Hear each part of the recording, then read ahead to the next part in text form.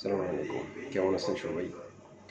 আম আসলে আপনাদের মাঝে অনেকগুলো বিষয় নিয়ে আসলে আলোচনা করতে আসছিলাম।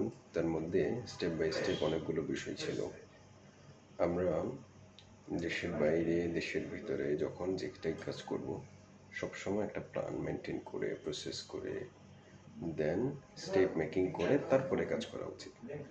তো সেই ক্ষেত্রে প্রত্যেকটা বিষয় ডেটা খুবই গুরুত্বপূর্ণ। ডেটা এবং সে অনুযায়ী তথ্য লার্নিং করা, লার্নিং প্রসেস কমপ্লিট করে দেন আপনাকে সেটা অনুযায়ী প্রসেস আপনাকে আগায় নিয়ে যাওয়া, এগুলো খুব ইম্পর্টেন্ট, খুবই দরকারি। কথা বুঝতে পারছেন?